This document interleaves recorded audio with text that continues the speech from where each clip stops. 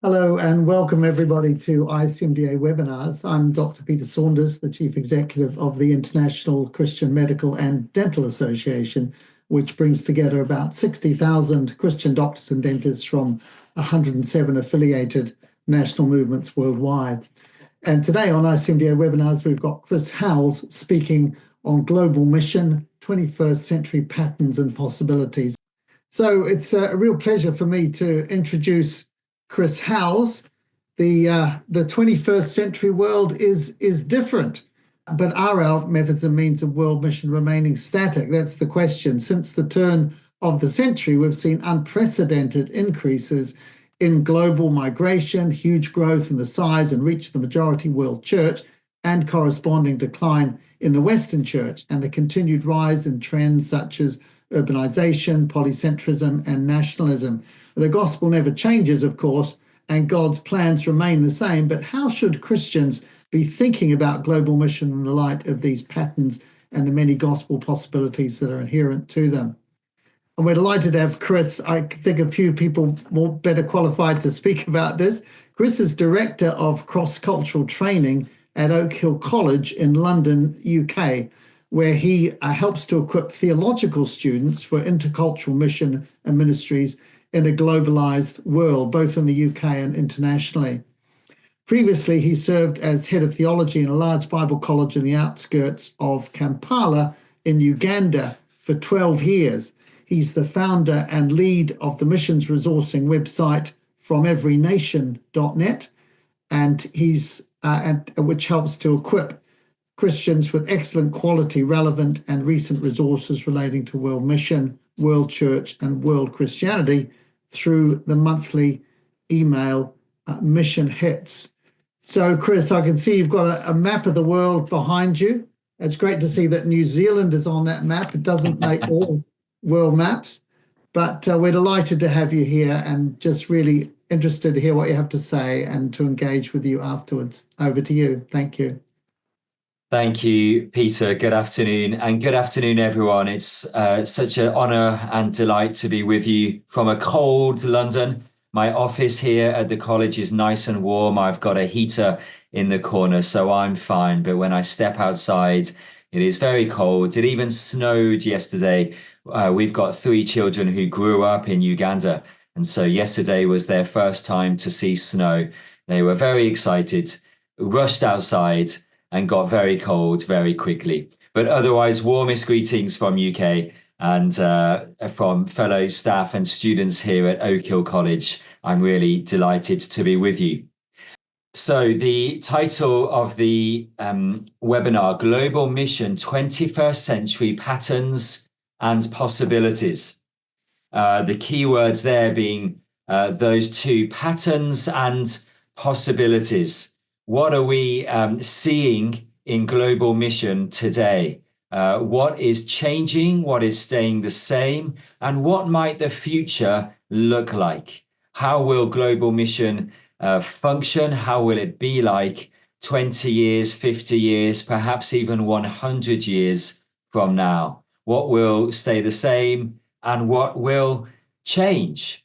A book came out with the title a few years ago, Changing World, Unchanging Mission. Of course, our world is changing very quickly. We all recognize and experience that day by day. Of course, we also want to acknowledge that theologically speaking, many things remain the same. God himself, his character, his nature, his attributes, his work, his purposes, his plans, his mission does not change. That is unchanging because he is unchanging. But the way that his mission is carried out will always be adapted to context, the world, the culture, the people, the technologies, the forms that we live in amongst our world today.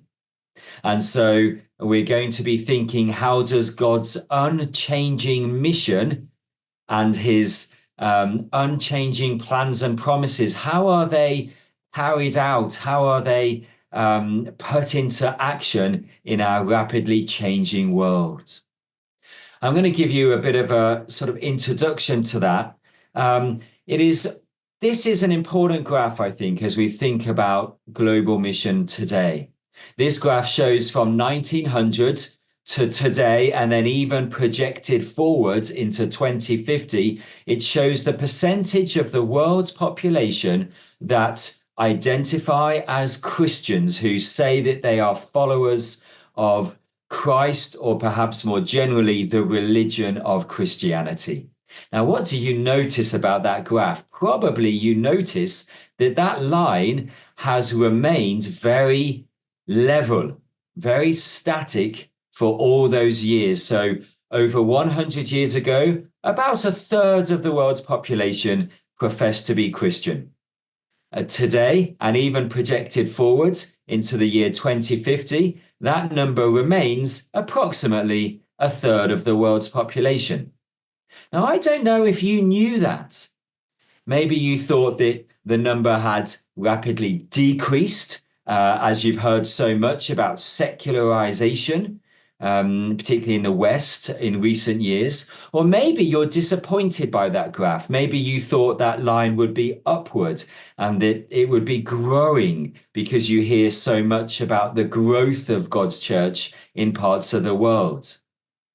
Another graph I want to see that's relevant is this one.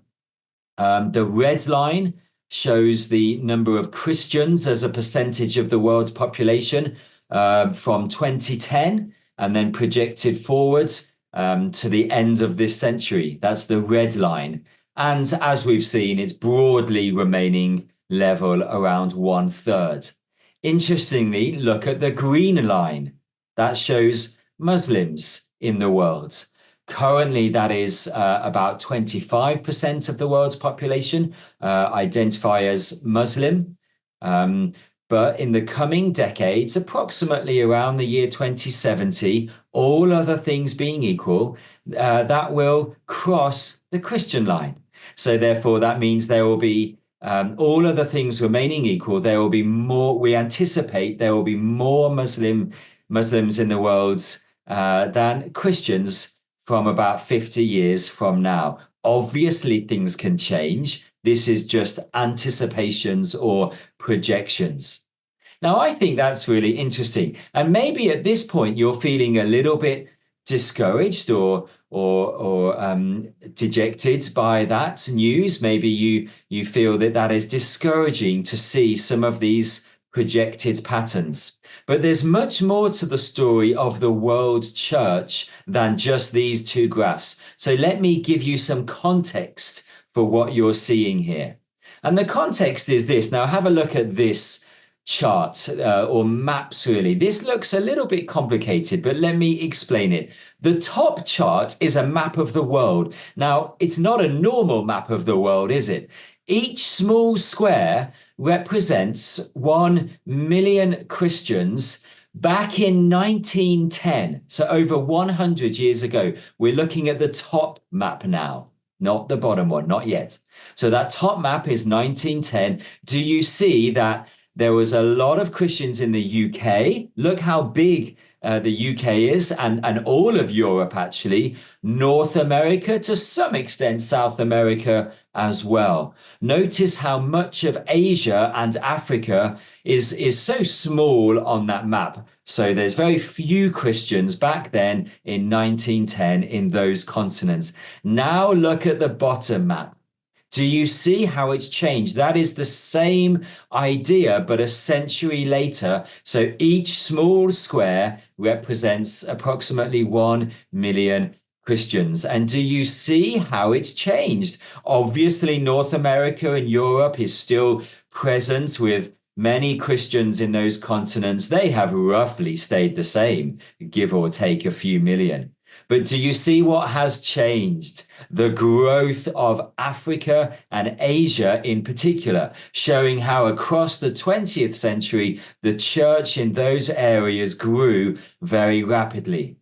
So what we're seeing, friends, is this. Even though the percentage of people who identify as Christians remained broadly even across the 20th and early 21st centuries, actually, the church has grown rapidly in certain parts of the world, particularly South America, Africa, and Asia. Of course, those continents are often what we call the majority world or the global South, as opposed to the global North, which would normally be considered as America and Europe.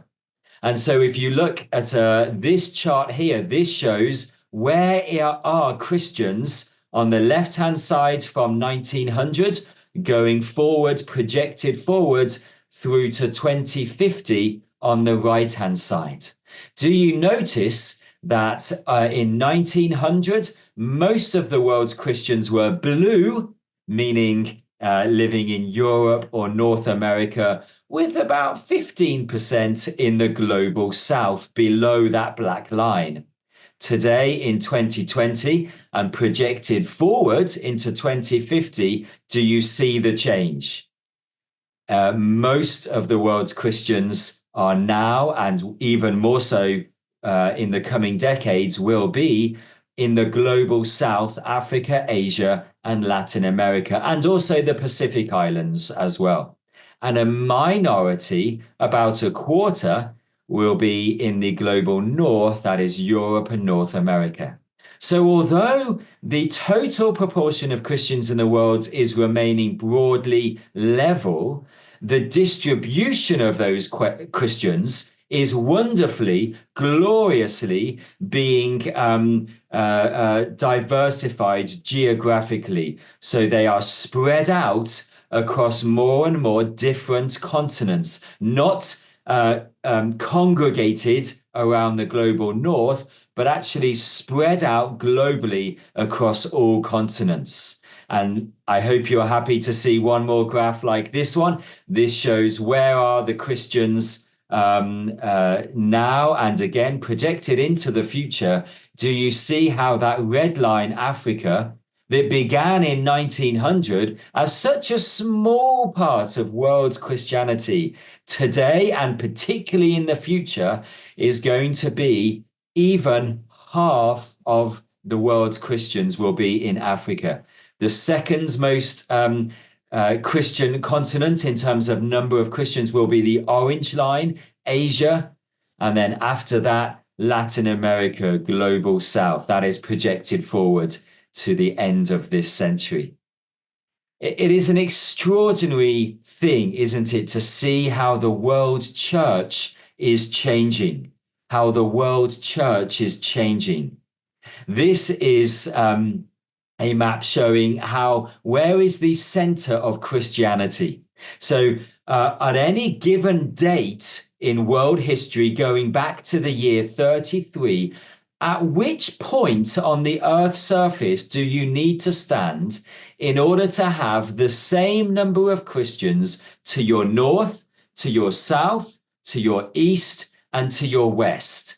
So where is the center of Christianity? Now, in the year 33, at the resurrection of Christ, where was the center of the church? It was in Jerusalem, obviously. Now, as the gospel spread westwards through the apostolic missions of Paul and others, in the following years, the growth of Christianity in the Roman Empire spread that line westwards. By the year 300, the center of Christianity was around the southern Mediterranean. In the following centuries, do you notice how that line moved eastwards as more and more believers, more and more missions took place into East Asia through the Silk Road to modern day Iran, Iraq, even as far as China. As the church continued to grow across Europe, that line moved westwards and northwards. Do you see in the year 1500, the center of Christianity is in Central Europe. But since that day, the center of Christianity has been moving southwards, a steady trajectory moving southwards. And more recently, since 1970, moving eastwards as more and more Christians are born again in Africa and in Asia as well, in East Asia and Southeast Asia. And so now today, the center of Christianity is in West Africa, probably somewhere around Mali and moving into the country of Niger. That is the center, the geographic center of world Christianity. It is often said that the average Christian today is a young, female, urban, West African person. That is the typical or average person who follows Christ today. And so as much as you may have found this graph a bit depressing earlier to see that the number of Christians as a percentage hasn't changed much, actually how encouraging to see that the percentage of Christians who are practicing their faith, going to church and having a real relationship with Jesus is increasing very rapidly because, of course, many of the Christians in the global South are not nominal Christians who just tick the Christian box when it comes to the census, but are actually practicing their faith in a very real way. Recently, I was at this meeting here. This was a global gathering, the 4th Lausanne Congress held in Seoul in South Korea. 5,000 global Christian leaders were present in that meeting. It was an extraordinary event to be at. But one thing that was very evident from that gathering was how many of our brothers and sisters in Christ were from the global South. I know many of you on this call or watching this video are from the global South. We need to recognize that the world church has changed dramatically and is changing dramatically. Obviously, that will impact world mission itself.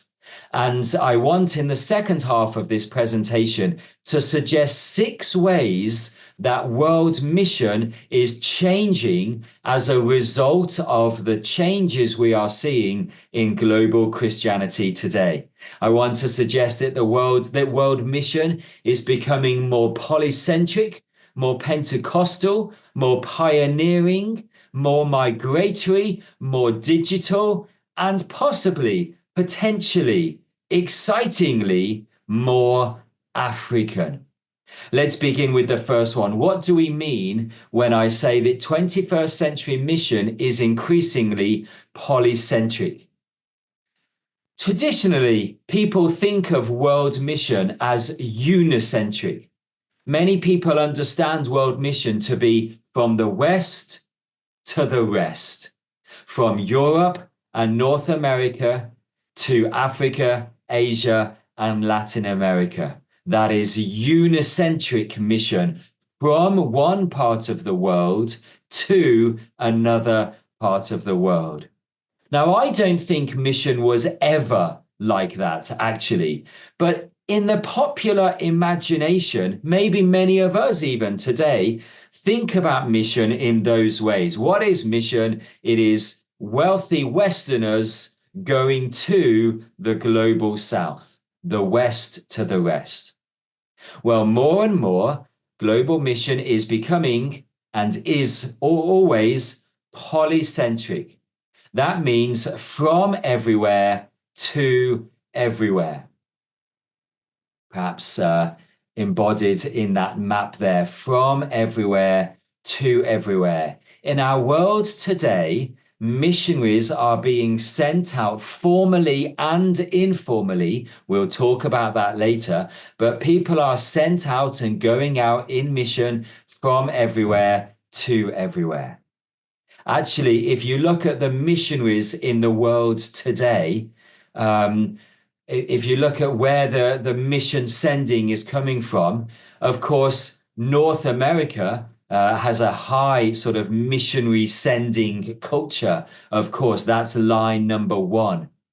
But look at lines number 3 and 4, Oceania and Europe. Notice how those lines are dropping more recently. Fewer and fewer missionaries are being sent out from Europe and North America. And sorry, Europe and Oceania, and North America is remaining level. Where is the growth in missionary sending coming from? It's lines 2, 5, and 6. Asia, Latin America, and Africa. The numbers may be a little bit smaller at the moment than North America, but do you see the trajectory? Do you see the growth? Right now, the world's biggest missionary sending country is the US. But look what is number 2, number 3, number 4, and number 5 countries in the global south. In South America, Brazil. In Asia, South Korea and Philippines. And in Africa, Nigeria.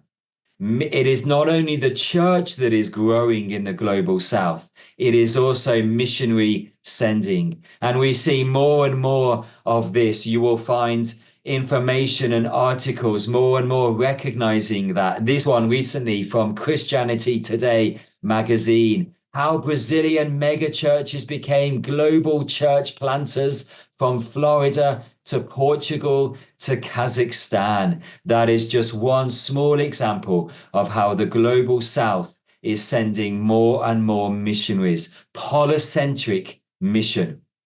When we were at the Lausanne Congress back in September, the meeting I showed you a moment ago, one of the most powerful talks and seminars that was given involved Michael O, a Korean American, saying this to us. He said to us that the 4 most dangerous words in the global church are this: I don't need you. In the same way that Paul in 1 Corinthians 12 can talk about the local church. Each part of a local church needs each other. The metaphor is like a body. The eye cannot say to the leg, I don't need you. The ear cannot say to the nose, I don't need you. That's crazy. Your body needs all of the different parts. Likewise, in the local church and in the global church, each part is needed. And as we look at Christian mission today, we see that all different parts of the global church are needed.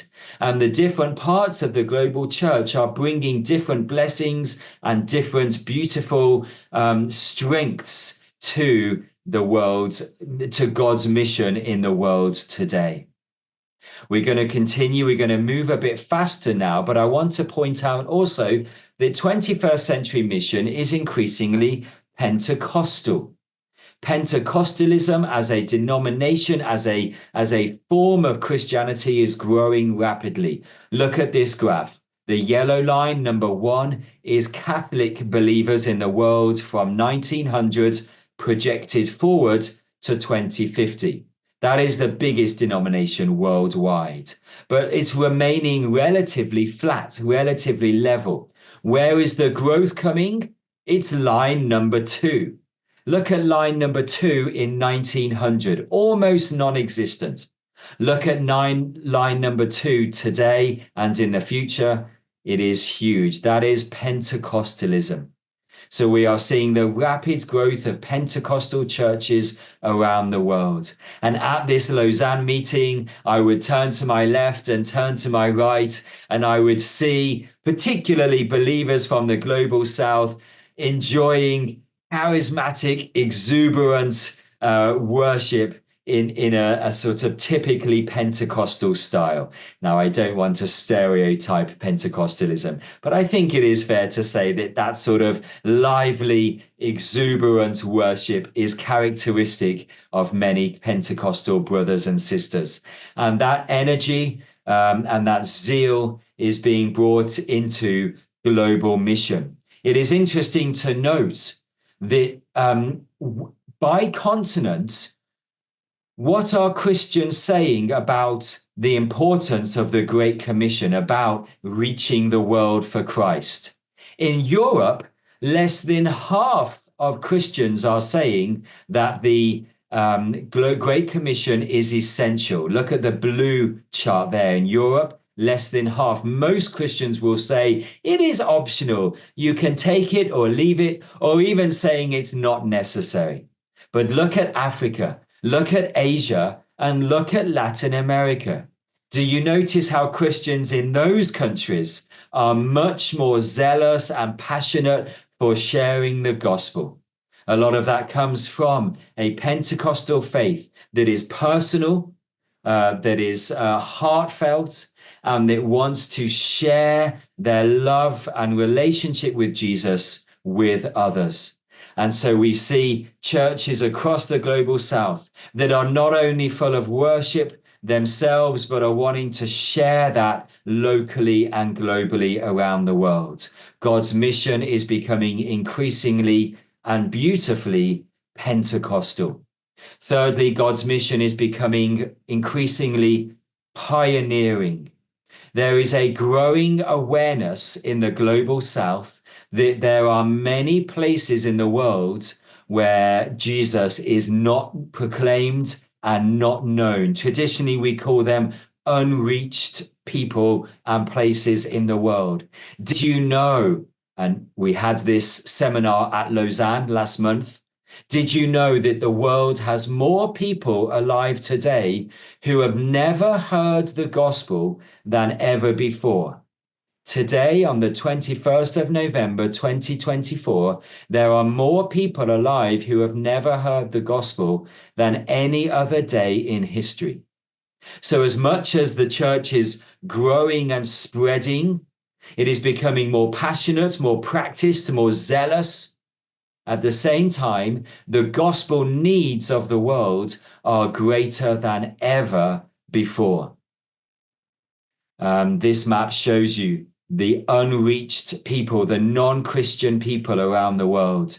Notice how many there are across Asia, South and Southeast Asia, particularly in China, in India, in Indonesia, Pakistan, Bangladesh, and Japan. But notice also the Middle East, North Africa, and even West Africa. Huge numbers of people who do not know the Lord Jesus, who live and die without ever hearing about the salvation and forgiveness that he offers.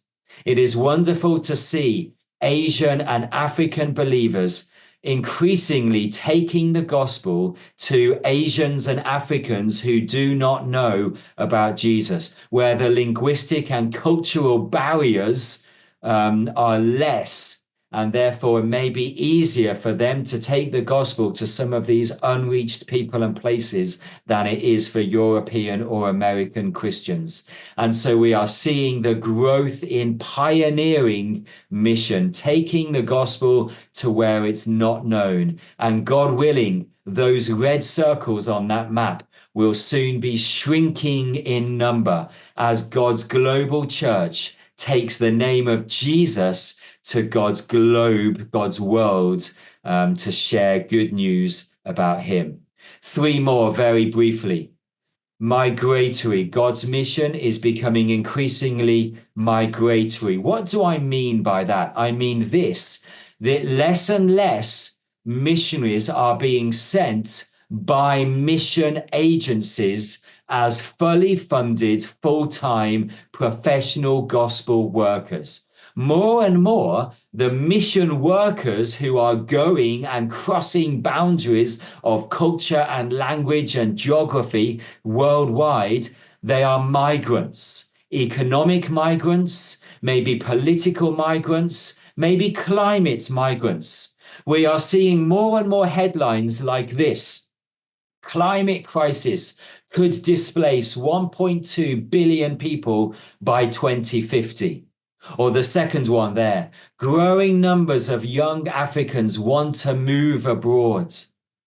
Now, what's happening is that more and more people, particularly from parts of Africa and parts of South Asia, are being forced by climate crisis, by political and economic crises, to move within their continent or move intercontinentally. Many of them are Christian, and many of them are traveling with their faith and sharing it in the places where they are going. This chart shows you where are international migrants coming from. The biggest country is India, then Mexico, Russia, China, Syria, Bangladesh, Pakistan, Ukraine, and so on. Of course, that's from 2020. That may be a little bit different now due to different economic and political crises. Harvey Kwayani, a Malawian missiologist, he says this: when we look back at the history of mission in the past 2,000 years, particularly in the past 200 years, it is possible to argue that the migration of Christians has done a lot more to spread Christianity than the organized sending of missionaries through mission agencies. He then says this: of course, if the migration of Christians from one part of the world to another is the future of mission, most mission agencies we have today are not fit for purpose. Many of them are still so focused on the model that has worked for so long of mission, that of mobilizing and sending them, mostly middle-aged Westerners. They do not see that God is, in fact, through the many push and pull factors of migration, already moving Christian witnesses, many of them young, coming from outside the West, around the world. It is these people, migrant Christians, who will shape a great deal of mission work in the world in the next few generations. And so look at that chart there. These are migrants to Europe by religion. The red line shows Christian migrants to Europe. The number of migrants to Europe who are Christians is growing and is far higher than the number of Muslim migrants to Europe. Now, if you watch the news, if you follow some people on Twitter, you may not think that. You may think that Europe is flooded by Muslim migrants, but actually it is Christians in the majority from around the world coming to Europe. And that is re-energizing and revitalizing churches across Europe. Some people call it reverse mission. I don't like that word personally. But look at this for a statistic. 14% of London's population is Black, African or Afro-Caribbean. But 60% of London's church-going population is Black. That's amazing, isn't it? The Black population of London, many of them migrants from other parts of the world, are bringing new energy and new life to London Christianity. And that has led one author to suggest to write this book, The Desecularization of the City. He has suggested that London is the world's first Western city that is becoming less secular, not more. Not because of white British growth in Christianity, but because of migration. More and more mission is becoming a migratory mission, bringing new life and new energy to the world's church. In fact, because of time, allow me to move on to our final two categories, suggestions. Firstly, number 5 here, I want to suggest that Christian mission is becoming increasingly digital. Of course, there is always a need for humans to engage face-to-face physically with other humans. But more and more, we are seeing the growth in digital mission. Notice this chart. This is the number of people, the amount of time that people spend on the internet by country. Blue countries are the global north. Green and yellow is the global south. Where are the highest numbers of people spending most number of time on the internet? It is the green and yellow countries, the global south, South Africa, Brazil, Philippines. The Europeans and North Americans are spending less time on the internet. So what we can see here is there is a great potential for digital mission, sharing the good news of Jesus through digital means online. And we are seeing some ministries who are having extraordinary impacts. This one digital ministry says that 2.8 billion people have seen a gospel presentation through their apps and adverts and websites in the past few years. 315 million of them have have said that they are turning to Jesus. So that is just demonstrates some of the remarkable potential and opportunity for online digital ministry. We will see more and more of that in the 21st century. Finally, for the last 1 or 2 minutes, Christian mission is becoming increasingly African. Look at Africa. This is the average age of each continent. The average age of Europeans is 43. North America, 39. Look at Africa, 20. The average African person is 20 years old. In Uganda, the average Ugandan is age 15. By the end of this century, over half the children and young people in the world will be African. Where is the energy? Where is the dynamism? Where is the zeal? And where is the youth in the world today? In Africa. And where is Christianity the strongest? In Africa. Where are the number of missionaries growing the fastest? From Africa. Put it together and you can see that increasingly the African mission movement is moving forward. And you see magazines like this. This is a digital magazine written from Africans, for Africans, helping equip and train and mobilize them for missions work across Africa and to the ends of the earth. We are seeing the growth of the African church today. Please pray, brothers and sisters, for our African brothers and sisters. Some of you I know are African. Please pray that the church in Africa would continue to grow and be captured and captivated by God's vision to see the good news of Jesus go out to the ends of the earth.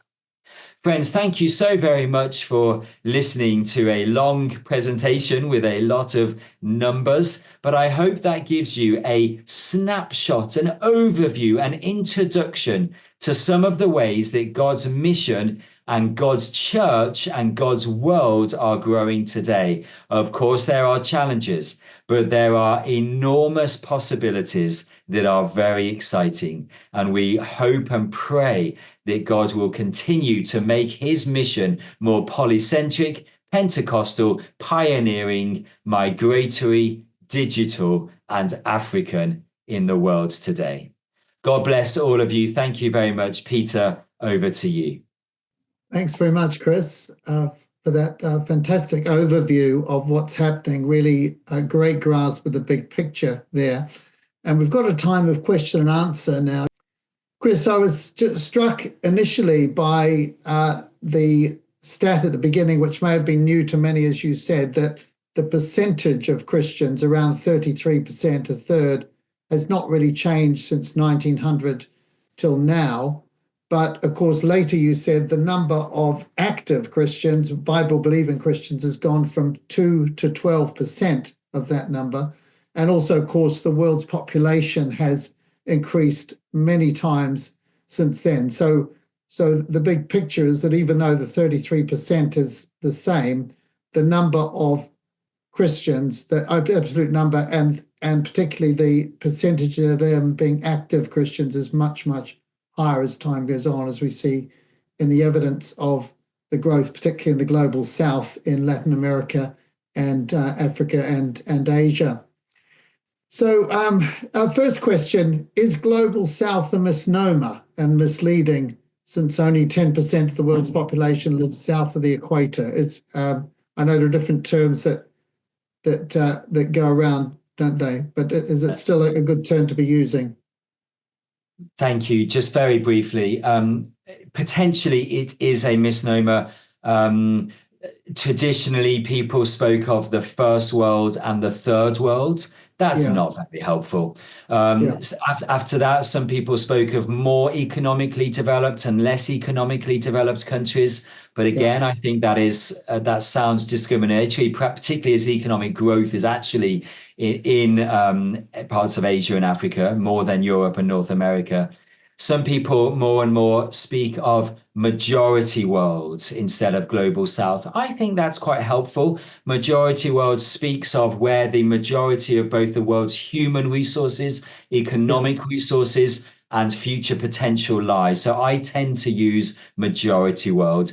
Global South is a geographic term, but it, as your questioner has suggested, it's not very accurate geographically. Korea is further north than southern USA. It doesn't make sense. So yeah, we accept that. There's no ideal phraseology, but we'll make do with what's there. We used to talk about the 1040 window as being where most non-Christians are, between 10 and 40 degrees north of the equator. Is that still a useful term, or is the pattern different now? Thank you. So missiologists, those who are involved in the study of mission, often refer to the 1040 window, 10 degrees north latitude to 40 degrees north latitude across Africa and Asia. In that box lies North Africa, the Middle East, and most of South and Southeast Asia. And that is where over 80% of the world's unreached peoples inhabit. And so the 1040 window speaks to the idea that there is a geographic dimension to where most people are who don't yet know of the Lord Jesus Christ. That term is being used less and less because of migration. Many of the unreached peoples can be found in cities and countries all over the world. And so there's less of a geographical way of thinking and more of a people way of thinking spread around the world. But you will still hear that phrase, Peter, and it's valid to a certain degree. Yeah. I mean, one might ask, is there still a future for intercontinental, transcultural missionary activity, or are there enough Christians now worldwide to spread the gospel in their own localities? So, and this questioner has mentioned concerns about duplication of effort and costs, needless culture clashes associated with that, failed callings, people whose strong missionary convictions come to little, and so on. And I know it's a popular excuse now in the West now, isn't it? That there's no need more for transcultural missionaries. We should just leave it to those in the global South to do it. Would you like to just talk a bit about the place of those from the global North still in world mission? Thank you. I can try and speak briefly to that. So it is certainly true that the spread and scattering of Christians means that most people have more access to Christians and churches than would have been the case 100 years ago, where Christianity was kind of gathered, congregated in the global North, Europe and North America. That is something to thank God for. Christianity is the world's only truly global faith, and that is wonderful. However, it is also worth noting that there are still large parts of the world where Christianity is very thin on the ground, where there are few Christians or churches, where there is little access to Bibles and Christian witnesses where people are. Now, if every Christian scattered around the world, then we would have very little problems in our global mission.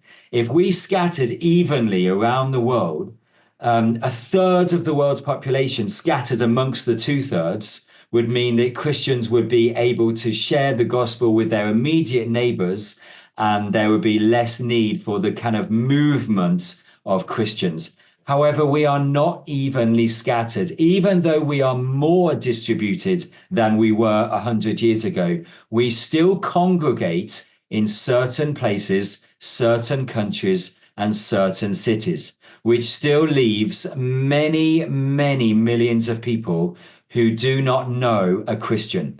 80% of the world's non-Christians today have never met a Christian. Let me say that again. 80% of the world's non-Christians today have never met a Christian. So we are not as scattered as we could be or should be. And therefore, there is still a great need for purposeful, intentional, deliberate, strategic sending of Christians around the world. Now, when you look at the global North, specifically Europe and North America, What role might they have in global sending? Well, I thank God that the majority of missionaries sent today are from the majority world. I think that is bringing new life and energy to the global mission movement. But I do not want to say that there is no longer any need or any goodness that comes from missionaries from the global north. I would not personally, I would not say that, because as soon as we say that, we are saying, I don't need you. I believe that God in his Trinitarian plurality, so God in his threeness, God who is three and one, the threeness of God, that plurality in the Godhead, speaks to the idea that God's people are both plural and united. We are diverse and also united. And therefore, that actually to have all people from every tribe and tongue going out in mission to the ends of the earth is part of God's plan. And can I even say part of God's being in and of himself, plurality and unity, three and one. Every part needs every other part. That is built into the very fabric, the very being of God, and therefore God's people made in his image. Forgive me if that's a little bit theological. I do teach in a theology college, but all we're trying to say is the words, I don't need you, are not healthy words. And the global north should not say that to the global south, and the global south should not say that to the global north. Let's work together in partnership, mutuality, and humility so that we may have a truly polycentric mission that the whole world may hear and believe in the Lord Jesus Christ. Yeah, just to pick up on those words of partnership and mutuality, and a number of us were at Lausanne 4 as well with you. And I remember Michael O's, I don't need you moment there. Another one who was there, Mike Soderling, who's on this call, was actually the healthcare coordinator for GAP number 13, which was on healthcare. And the gaps, of course, Lausanne were looking at were gaps in mission that needed to be closed. And he's made the comment that about collaboration, saying it would be nice if there was another point on your list, that being increasingly collaborative. And you've already spoken about that in this Q&A. But do you think that collaboration is going to be essential for missional success in the coming decades? Thank you so much. That's a really helpful corrective to the list of 6. We could have easily added collaborative as a 7th feature of 21st century mission. I think in my mind that was inherent to the polycentric idea, but actually in hindsight, maybe it should be a separate point. The 21st century mission must be collaborative. Now, the word partnership, we must be careful. Many in the global north think that partnership is mutual and we're all on a level. But where is the money in the global church? 2/3 of the world's Christian money, 68%, is in the global north. But only 1/3 of the people, the Christians, are in the global north. And so what's happening is that the money is not where the majority of money is not where the majority of the people are. So that will bring a certain dynamic. Westerners like me sometimes think we are doing even mutual partnership with brothers and sisters in the global south, but actually because we have the money, that sometimes means we have the power, and that means that the partnership is not even. And so Westerners like myself need to be enormously careful that when we talk about equal partnership, are we actually practicing that, or are actually we still holding the reins of power and dominating that partnership in an unhealthy and ultimately reductionistic way? We don't want to do that.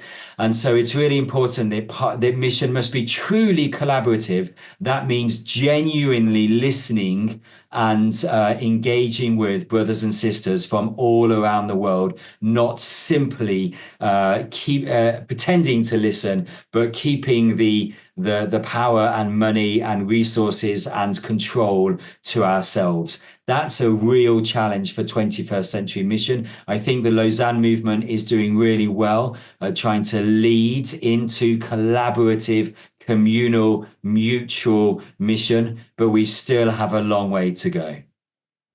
Just picking up this theme of money and, if you like, investment in mission, if keen Westerners who had a vision for world mission and living in the global north are asking you, what's the best way of investing our Western money in mission in the early 20th century? Where do we get the most bang per buck, if you like? Because as you say, the previous pattern was more of a sort of colonial one where people would be trained up in a theological college, supported by their church, go abroad for language learning, adjust to the culture, and so on. And I think many churches in the West are still following that pattern. But how should we be thinking about investing financially in mission? Thank you. It's obviously a huge question. People will have different opinions and thoughts on that. If I was speaking to an individual to answer that question, I would say that where should your money go? Well, I would hope that that person is part of a healthy local church that is practicing a healthy global missiology. And therefore, I would want that person to focus at least the majority of their missions giving through their local church. As soon as we divorce our missions giving from our church giving, we're going to create problems because we're divorcing mission from church, and that can detach mission from local church, and it can detach it from accountability and mutuality and create many problems. So my first answer would be part of a healthy church that is practicing healthy global mission, that is polycentric, that is mutual, that is all these things we've been talking about, and collaborative and so on, and give through that.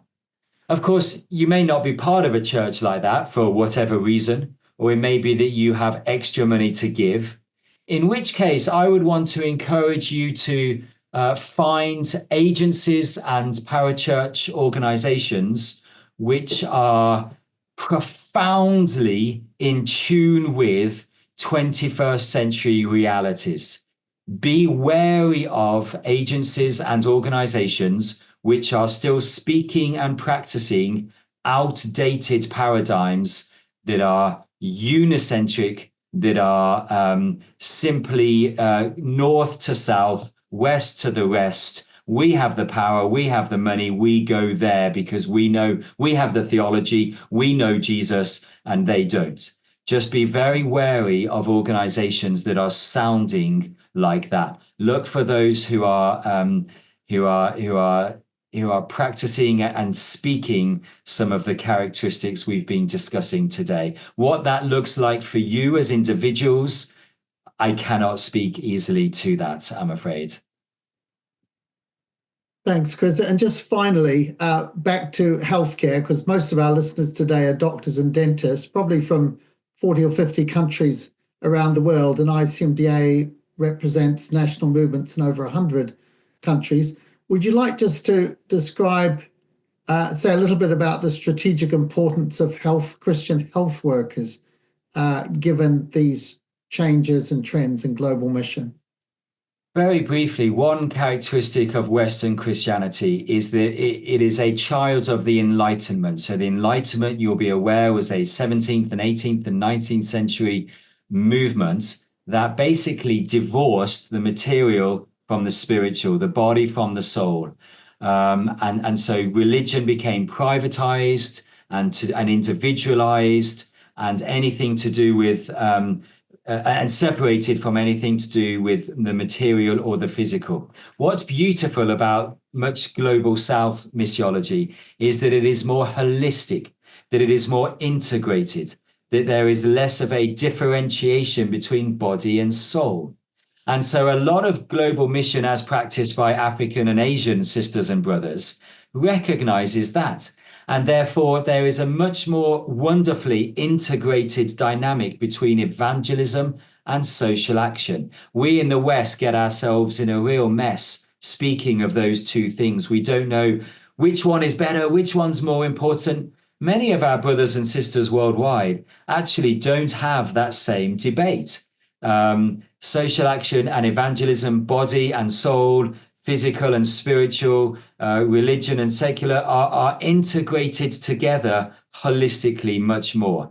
And so I see a very strong future for what we might call medical mission. I know some people don't like that term, but let's use it for now. Medical mission, a very strong future, because what it's doing is it is recognizing that God does not divide the physical and the spiritual, and therefore neither should we. And so that sense of using medical skills in an integrated, holistic way to grow God's kingdom, to share God's word, and to serve God's will is a beautiful thing. And I'm looking forward to seeing more and more of that, led by Global South missionaries and Global South medical people and dental people in the future. Thanks so much, Chris. We've been listening to Chris Howles, Director of Cross-Cultural Training at Oak Hill College, on Global Mission, 21st Century Patterns and Possibilities. So it just remains to me to thank Chris, our speaker, for coming along and sharing with us today and stimulating us to think about this hugely important subject. To all of you who've come and listened and answered questions and engaged, spread the word. We look forward to seeing you again soon on ICMDA webinars. May the Lord bless you.